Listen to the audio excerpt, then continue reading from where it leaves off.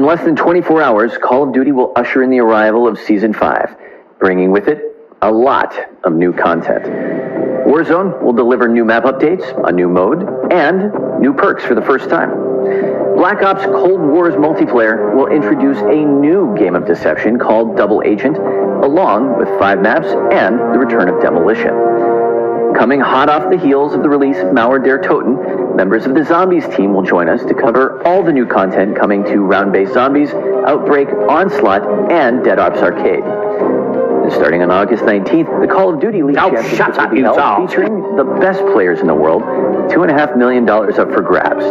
We'll talk to a few members of the team about what they're looking forward to the most. But first, to kick things off, we recently caught up with Miles Wesley and Raven's Amos Hodge to cover all things Warzone in Season 5. And this is what they had to share.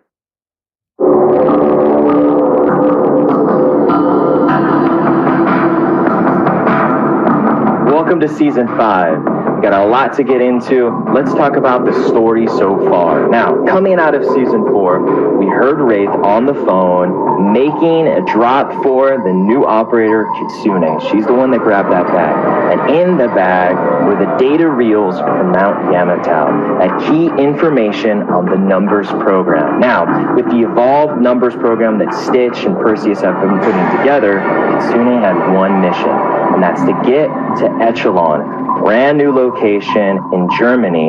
And this listening station, really the key is to activate the Numbers broadcast, and that is going to change the landscape across the story, really across the entire scene of multiplayer in Verdansk. Once the broadcast is live, sleeper agents are going to be active on a global scale, and these mobile broadcast stations that Stitch has set up are going to become active. This isn't just a narrative beat, it's a map beat. So we've added mobile broadcast stations across the map where you can go and you can hear this message and you can find new loot. For Season 5, players can expect 2 new perks. The first perk is designed to help players ping enemies.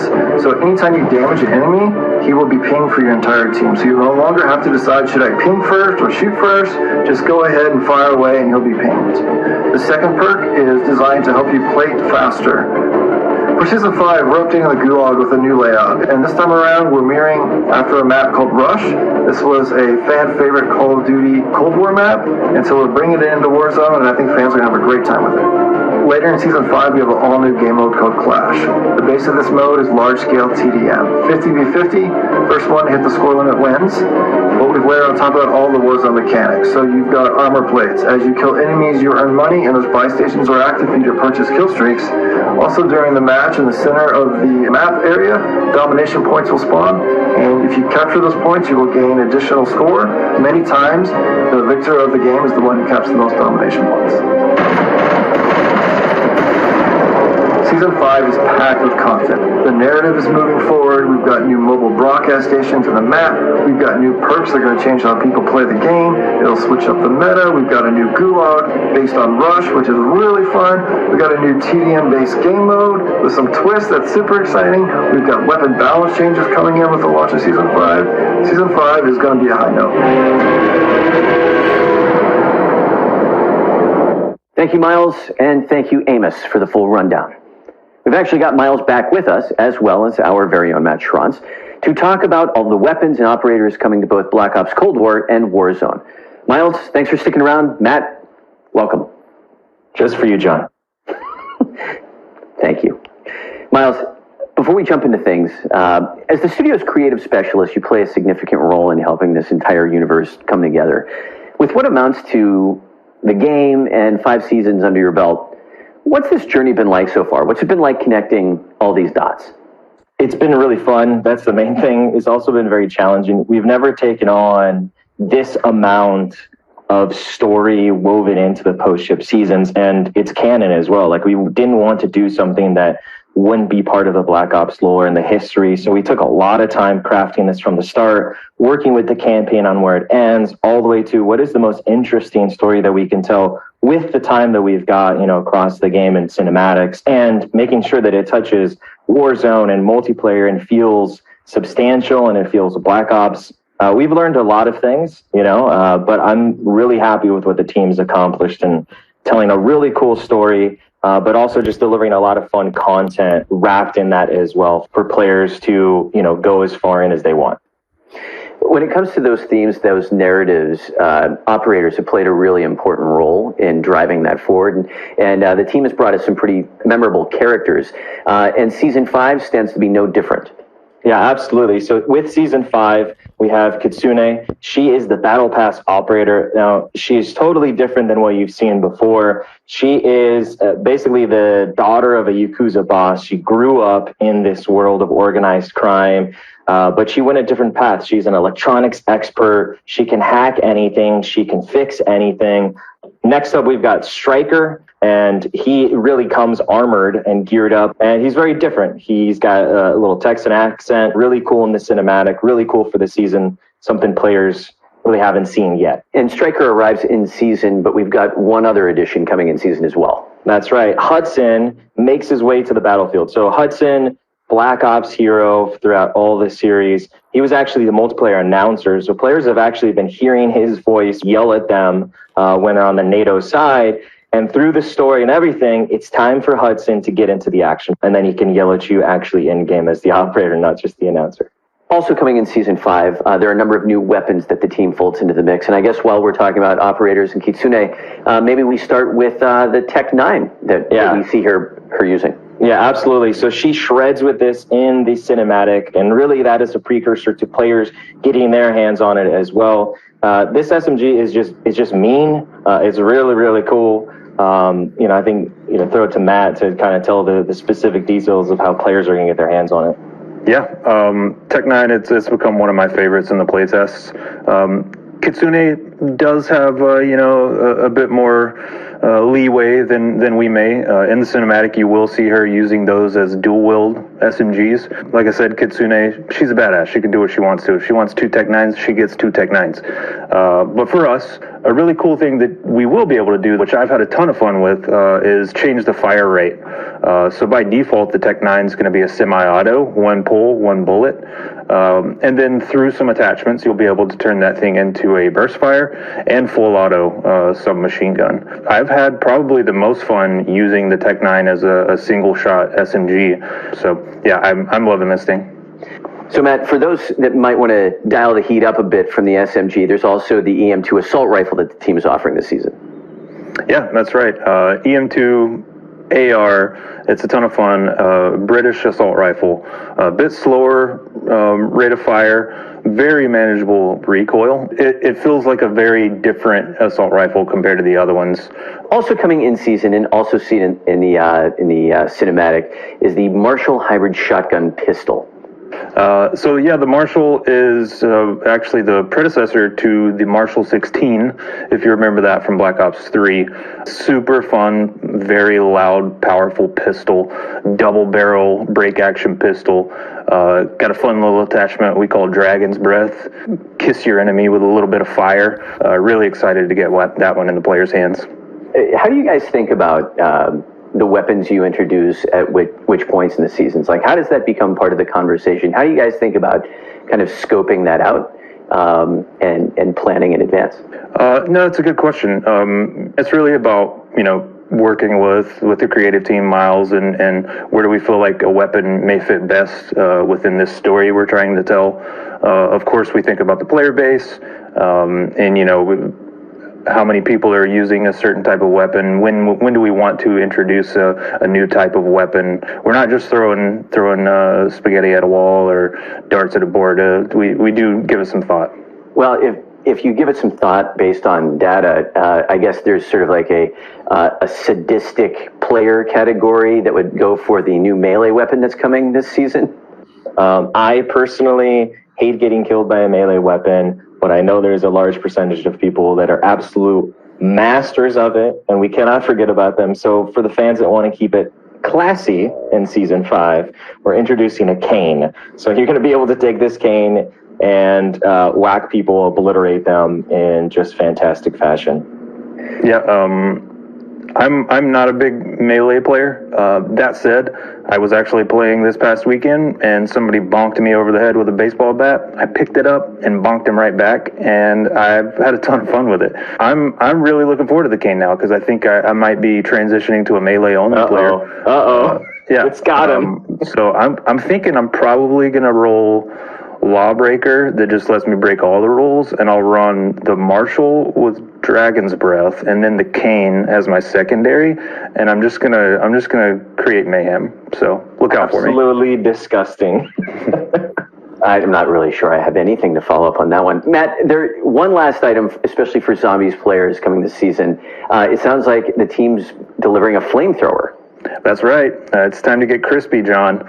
Flamethrower, yeah. For multiplayer, we've done the flamethrower before. We're bringing it back better than ever. Flamethrowers are always a ton of fun. You get in there and just start spraying flames everywhere. Sometimes I like to just sit and turn in a circle in a small room and see what hits. Also creates a spectacle. And like you said, the zombies, they don't like fire. So the Zombies players will have a new toy there as well. As you talk about this, I can only think about how horrible it would be to be in a game with you, because I would just die all the time. To get marshaled into a cane, into flamethrower crisp. So, welcome to Season 5, John. Well, let's keep it rolling with maps and modes. And it's probably best if we kick things off with kind of a one-of-a-kind mode that's never been imagined before in the series. Probably best to start there. Matt, the team is rolling out a mode called Double Agent. Can you tell us what that is all about, and tell us especially kind of how it came to be? Yeah, I'd love to. I want to give a shout out to Activision Shanghai, who we've worked with very closely on Double Agent. So the kind of high level pitch of Double Agent is that it's a 10-player free-for-all based game mode. And it's a social deduction game type where you are trying to uncover the roles that each player has been assigned. Like I said, there's 10 players, 6 operatives. Those are the good guys and girls. There's one investigator. The investigator is meant to kind of unite the operatives, the good guys and girls, and lead them to victory. And then there's 3 double agents, and those are the bad guys and girls. So the double agents, they're mainly out to blow up bombs and eliminate all of the good guys. The operatives have to sniff out the double agents throughout the course of the match. They'll be given clues, and they can pay attention to the behavior and movement of every player around them, just to try to kind of understand who's good, who's bad. And the operatives, they have to get rid of all 3 double agents, and they will win the match. Communication is key. The game mode is, 1,000 times more fun when everybody's really getting on mic and chatting and lying to each other and saying, I'm a good guy, I'm a bad guy. No, well, it's unlike most of our core multiplayer game modes where it's shoot first, ask questions later. You really got to pay attention, and you got to get into the mind of your friend or your enemy in this one. Matt, that's pretty ambitious, but that's not the only mode that the team is delivering. It seems like in season, the team's got a special treat for players. That's right. One of the fan favorites, Demolition, is coming back in season. For the uninitiated, Demolition is a 6v6 attack versus defend game mode, where the attackers are tasked with finding and blowing up 2 bomb sites in the map. There's unlimited respawns for both sides, so it's not like search and destroy. And then the defenders just need to prevent the attackers from blowing up those bomb sites. The first team to win 2 rounds wins. New operators, new weapons, new ways to play. Let's talk about where you'll be playing it. And it starts with a 6v6 map called Echelon. Miles, is there any sort of lore? What's the backstory with Echelon? What are we getting into? Yeah, absolutely. So as you see, here's Echelon here.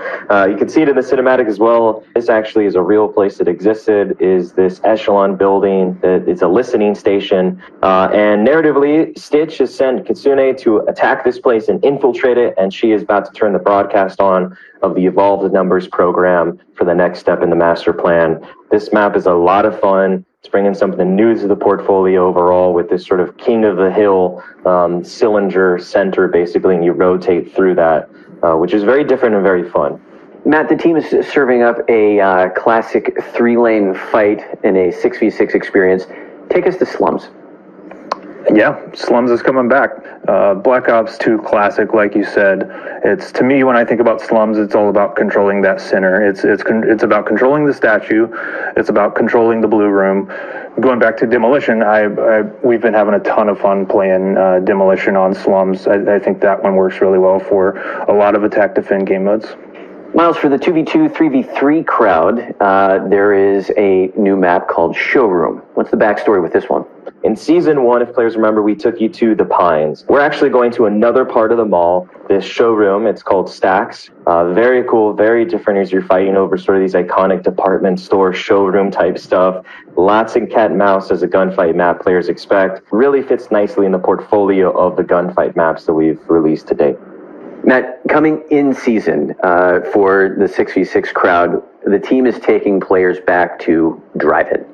I'm really happy that we're able to bring this one back. It was a part of the map pack post-launch offerings in Black Ops 1.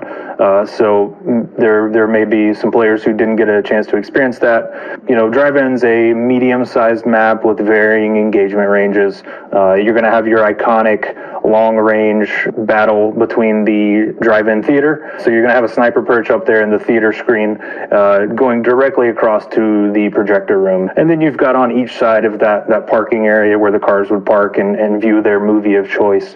On one side, you're going to have a scrap yard. And then on the opposite side, you're going to have that really iconic concession stand with the hamburger shop and the ice cream stand and the arcade. Last but not least, the team is also bringing players to the zoo experience, and that's arriving in season as well. So first off, we ain't touching your Outbreak map. Second off, we are going to make that play space a little bit smaller. This is one where we did play and iterate, and through playtesting, we said, you know what, we all think this is going to play a bit better if we shrink it down a bit. We've brought in some of those side areas and kept the iconic, monorail path, the aquarium. It's a ton of fun. It's one that provides a lot of varied engagement ranges, which we try to hit with all of our maps. Miles, thanks for pulling double duty today. Matt, thanks for coming by. Really appreciate your time. Thanks, John. And now, Zombies. Today, we're joined by Craig Houston and Kevin Drew, two very familiar faces from the Zombies crew, and they are here to tell us all about what is in store with Season 5 and all things across Zombies. Guys, welcome. Hi, John. Nice to see you again. Hi, John. Good to see you. All right. Okay. So when we talked last, you guys were getting ready to drop Mauer der Toten. It's been out in the wild lately. How would you describe fan reaction so far? Satisfying to watch and to read the feedback. We were very excited about this map, but seeing people appreciate not just the location, but some of the narrative beats within it, some of the character development that we went through. It was great to see people really love Klaus. It was great to see people really love the Wonder Weapon. It was great to see people really enjoy the environment. And, while we're proud of everything we do, to get that level of response of seeing people playing the main quest and feeling really satisfied with it and how it all played out and paid off. The boss battle was fun. The steps were fun. It was nice to see other people really, really, really enjoying that. We, inside the team, thought we had a really great level on our hands. We went back to that kind of dark, atmospheric environment, and those are always my favorite, and I think they're the most kind of classic Zombies feel. And it was just awesome to see the community react in the same way and just really enjoy the atmosphere. And watching players go through that main quest and be introduced to Valentina was just really awesome to see. With Season 5 coming tomorrow, players are kind of like, on the threshold of kind of understanding sort of the implications of Mauer der Toten. Craig, if you could kind of walk us through the story, as players drop into Season 5, where are they at?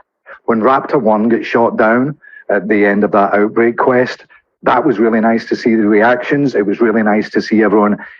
Oh, shut up, you talk. Sure that he didn't die. But then also bringing the Valentina story to the fore in Mauer der Toten, which has been there and been planned since. Oh, shut up, you talk. But that story arc is kind of wrapped up. Thank goodness we managed to stop her bringing the Nazi army back into our dimension, because the last thing we need is any more Nazis. The biggest thing, and sorry spoilers people, if you saw the outro, then you will have seen that Maxis has powers now. We've been hinting at that for a little bit after her return from the Dark Ether, but the players wouldn't be alive if it weren't for her intervention. And that is something that we're going to see continuing, developing through Season 5. But also we will be letting players hear from the director for the first time. Kevin, now that Craig has shared a little bit more about what we can expect to learn through Intel, can you give us a little insight into what we can expect in terms of gameplay? We have a lot of exciting new content coming to Zombies for Season 5, starting with a new perk, which is Death Perception. In the past, what it allowed you to do was see enemies through walls, but with all the new mechanics and the introduction of Outbreak, we saw a real opportunity here to just increase that and leverage all those things. Starting with the new ability of increasing your mini-map refresh rate, which is something that is useful for everyone, knowing where enemies are, where they're coming from. As you level up further, you will be able to increase the amount of salvage and high-grade salvage that you earn when you pick it up in the world. And then finally, when it's fully powered up, this is what's really exciting for me, is that it highlights anything with chests or items that are dropped in the world. So you'll be able to walk by a house in Outbreak and see that not only there are enemies in there, but there might be a large chest in there. You would be able to identify that that item isn't even an item, it's a mimic, and you can see that it's red. One of my favorite things now is that when I do the Fury Crystal event in Outbreak, it will actually show you where all the crystals are nearby. So there's just a lot of utility here with this perk. And where should players look to find this perk? So at the start of Season 5, this perk is only going to be available in the Wonder Fizz machine. The actual perk machine will not be premiering until Season 6. Kevin, it also sounds like the team is planning to deliver a field upgrade as well. Can you tell us a little bit more about that? Tesla Storm is the new field upgrade that's going to be coming in Season 5, and it's the ultimate offensive-based field upgrade. When you activate it, it will form like an electric storm or energy field around you that will stun and damage any enemies nearby, including elites. Not only is it useful for you, but if you're nearby your squad, it will link up through electric beams to those fellow players around you, and they'll gain those same abilities as well. It sounds like the team is also delivering a new support weapon this season. What's coming? So a very classic weapon to Zombies, which is the flamethrower, which is just spewing out fiery death to any zombies that touch it. After being on the receiving end of the Krasny Soldat's flamethrower for so long and ending so many games for me, it's very, very nice to be able to return the favor. Let's shift gears a little bit to Outbreak. Talk to us a little bit more about Region's objectives and vehicles and everything that the team has in store for Season 5. So the Outbreak zones have kind of pushed past the Ural Mountains, and that's starting with Collateral, which is this oil field kind of in the middle of a vast desert. Not only has the Aether invaded this space, but it's brought along with it a massive sandstorm. So the visibility's lower, and it's a little bit more atmospheric. We have a new objective coming to Season 5 called Transport, which is about you trying to get to these Aether storms that have appeared across the region using the cargo truck, and then harvesting that energy before it becomes volatile and explodes. It also sounds like the team is bringing a new vehicle as well as a new crafting item. Yeah, so the tank is coming to Outbreak, which is this ultimate power fantasy of you and a squad mate getting in this guy and just being this juggernaut of a vehicle that can run down the horde and just create massive blood mist. And then you can fire that turret towards elites or especially Tempest. So even if a Tempest is able to shut down your tank temporarily, you're able to shut up, you talk. And just that satisfying one shot as you just destroy that Tempest. Craig, you do a lot of story writing, a lot of character development. How do you feel about Kevin's casual use of the phrase "massive blood mist"? What sort of person just nonchalantly throws that out there? I think it's someone who's probably been influenced by some of the things that we have done in the past, and it's kind of seeped into their pores. The thing I've really enjoyed about zombies becoming my focus in recent years is you don't need to feel bad about killing a zombie, especially a Nazi one. Well, Craig, you had a particular affinity for the flamethrower. Just curious if you are equally anxious about the grapple gun crafting item. It's fun to use these kind of things to traverse the environment in different ways rather than just look at a set of ladders. Sounds like there's a special Onslaught experience for PlayStation owners. Can you give people a little bit more of an idea of what to expect there? As always, with every season, we're adding more and more multiplayer maps to Onslaught. This season, we're adding Echelon to the rotation, as well as a new blueprint. And a little bit later in the season, we'll be adding a new limited time mode called Diminishing Light, which will be all about moving around with that Aether Orb, but it will be shrinking as you move across each surge wave until you defeat that elite, and then it comes back out to its full size. As we kind of like wrap things up here, I wanted to touch base for any kind of closing thoughts. Craig, let's start with you. We are moving into our final seasons now, and we've known since the beginning how this story was going to wrap up. I know people were speculating when Julie was crying in one of our other videos that it meant we were going to kill her, but then they saw that she got all powerful. But I do need to call her tonight and tell her what is actually going to happen, because we're recording some of it tomorrow. So as well as everything else that we've talked about today, I think the most exciting thing about Season 5 is it's really going to set up the events for our next round-based Zombies map. So Season 5 is all about pulling out all the stops for Outbreak and just kind of letting loose and letting people have as much fun as they can in this sandbox environment. And we're also going to be adding a new bonus map to Dead Ops Arcade. So no matter where you're playing zombies this season, you're going to be getting new content. Guys, thank you again for joining us today. As always, it's been a pleasure. In fact, I'm already looking forward to seeing you back here again. Coming up right around the corner is the Call of Duty League Championship Weekend, which starts on August 19th at the Galen Center here in Los Angeles.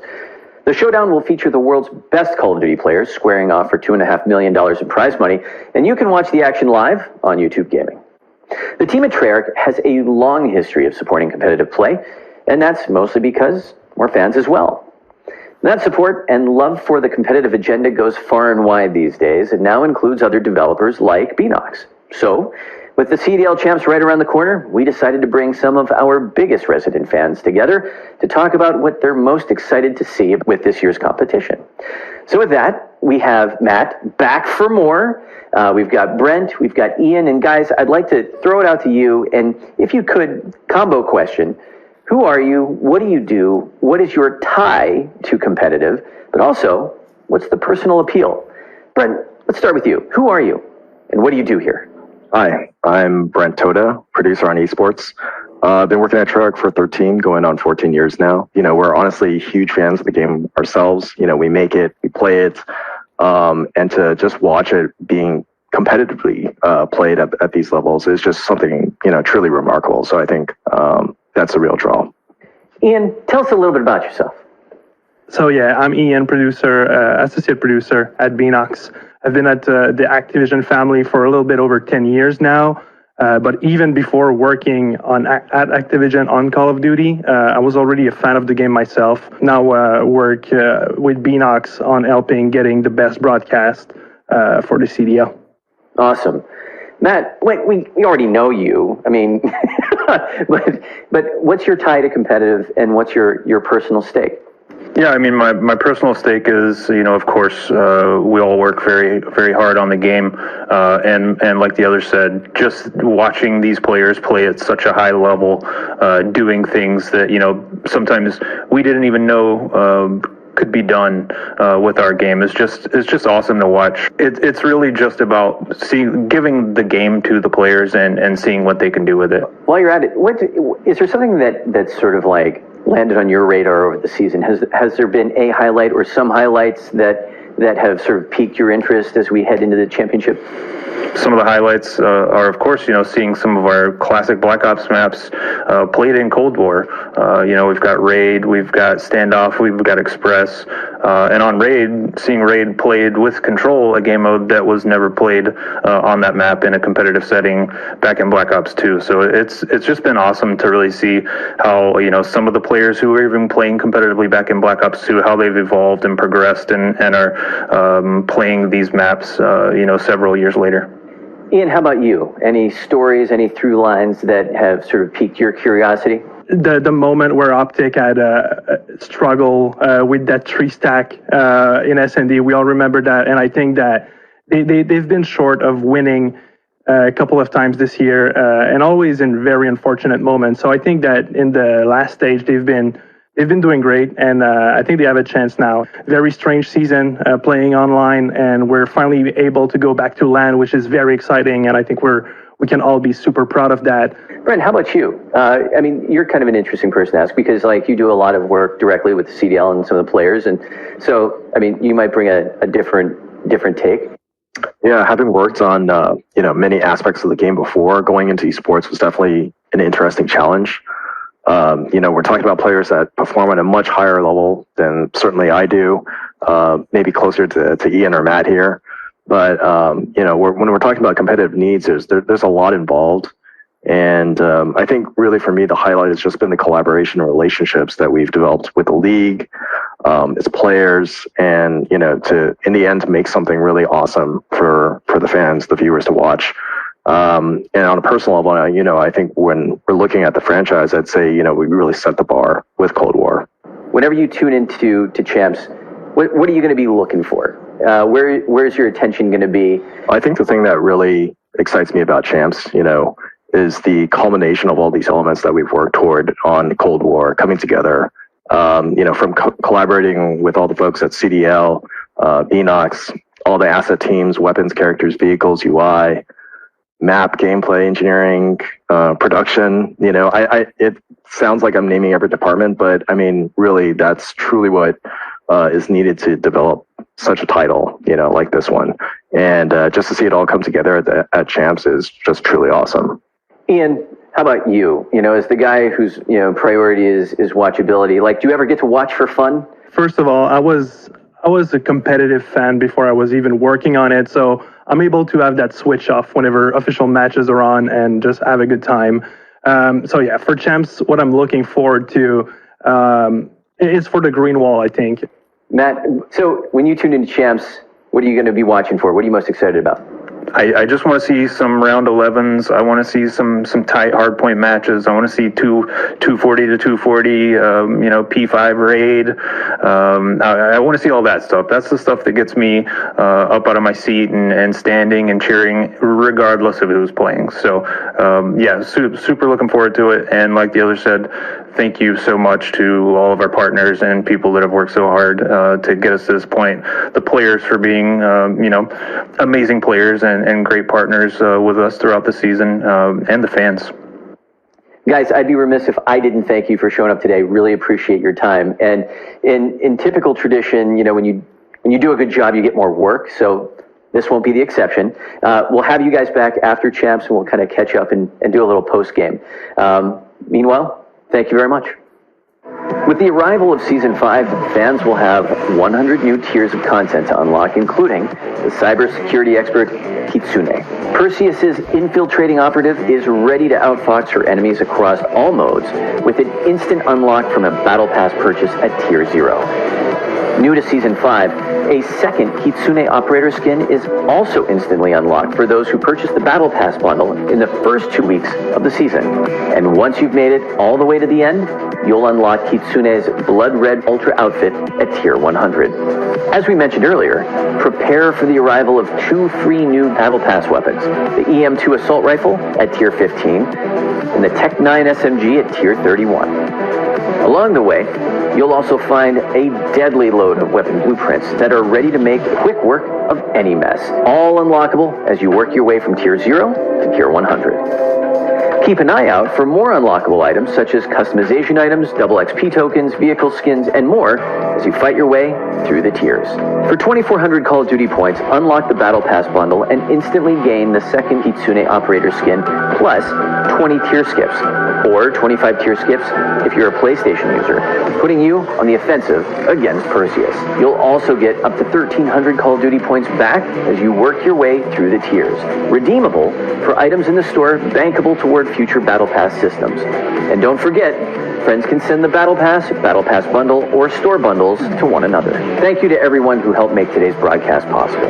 Tommy, Ben, Foxy, Alan, and to our guests for making the time to join us. Most of all, thank you for tuning in. We hope you enjoy all the new content that's dropping in Season 5. We look forward to seeing you online.